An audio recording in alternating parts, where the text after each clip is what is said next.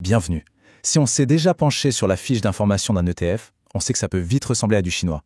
L'objectif aujourd'hui est simple. On va transformer ce jargon en infos claires et limpides. Le but, qu'on puisse faire des choix d'investissement vraiment pertinents. Alors, mettons-nous en situation. On a deux ETF qui suivent exactement le même indice, le fameux MSCI World. Le premier réflexe, c'est de se dire que c'est bonnet blanc et blanc bonnet. Mais en réalité, pas du tout. C'est dans les tout petits détails que se cachent les vraies différences. Et ces détails peuvent avoir un impact énorme sur la performance à long terme. Regardez ça. À première vue, ces deux noms sont quasiment identiques. On reconnaît l'indice, on reconnaît des émetteurs connus, mais il y a ces petites lettres à la fin, un C d'un côté et un D de l'autre. Eh bien, ces lettres-là, elles cachent des différences fondamentales. C'est exactement ce qu'on va décoder ensemble. Voilà le programme. D'abord, on va apprendre à lire le nom de l'ETF, comme une carte d'identité.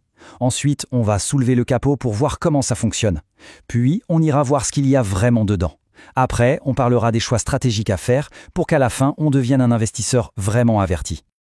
Allez, on attaque. La toute première étape, c'est de comprendre que le nom complet d'un ETF, ce n'est pas du marketing. Non, ça raconte une histoire très précise. Prenons notre exemple. Amundi MSCI World UCITS ETF DR, EERC. Chaque morceau a son importance. Amundi, c'est le gérant, la boîte qui crée l'ETF. MSCI World, c'est l'indice qu'il est censé répliquer. UCITS, c'est un label européen super important, c'est un gage de protection. DR, ça veut dire réplication directe, donc l'ETF possède physiquement les actions. EER, c'est la monnaie dans laquelle on l'achète. Et le fameux C, on y reviendra, mais c'est lié aux dividendes. Et au-delà du nom, il y a deux codes à connaître absolument.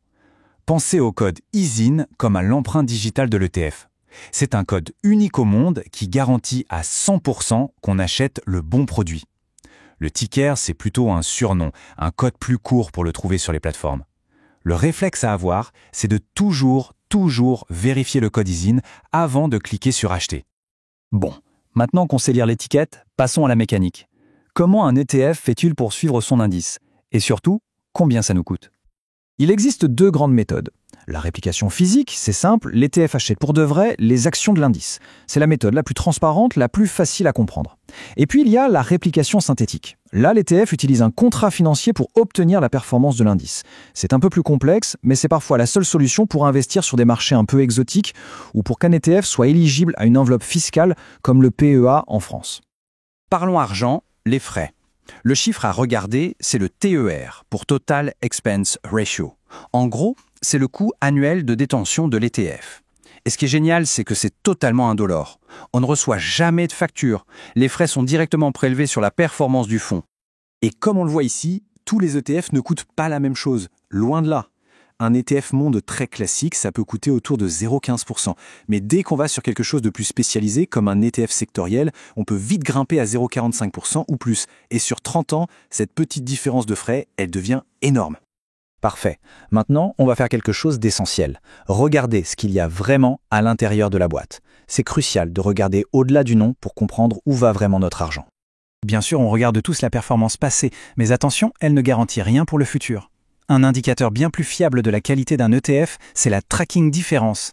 C'est l'écart réel entre la performance de l'ETF et celle de son indice.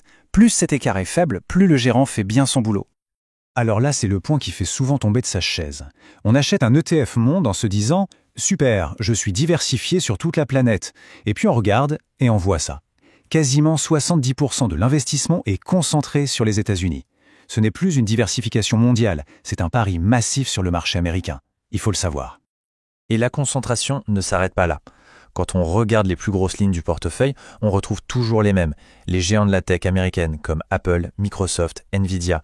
À lui seul, le secteur de la technologie peut représenter un quart de l'ETF. Donc, la fameuse diversification, elle est parfois très relative. Voyons maintenant comment faire en sorte que les caractéristiques techniques de l'ETF collent parfaitement à une stratégie d'investissement personnelle. C'est le retour de notre fameux débat. C pour capitalisant ou D pour distribuant. C'est simple, un ETF capitalisant réinvestit tout seul les dividendes. C'est l'idéal pour faire grossir son capital sur le long terme grâce aux intérêts composés.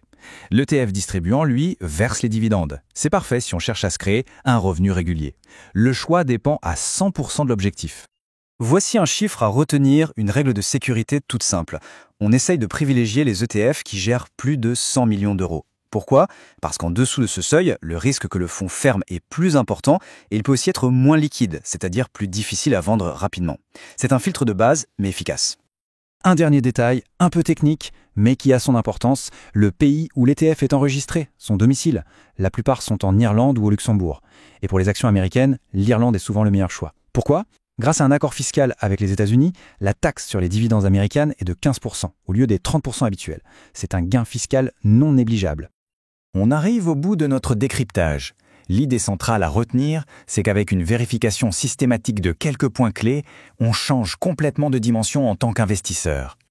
Alors, pour résumer, voici la checklist à avoir en tête à chaque fois. On vérifie le type de réplication pour la transparence, on traque le TER le plus bas possible pour maximiser les rendements, on analyse la composition pour comprendre le vrai niveau de risque, on choisit entre capitalisant ou distributant, selon ses propres objectifs, et enfin, on s'assure que les actifs sous gestion dépassent les 100 millions pour la sécurité. Et on termine sur cette phrase tirée de la source qui résume tout. Maîtriser ces quelques points, ce n'est pas juste de la technique, c'est une véritable transformation. On passe de quelqu'un qui subit un peu ses investissements à quelqu'un qui les choisit en pleine conscience. La question n'est plus quel ETF acheter, mais bien quel type d'investisseur on a envie d'être.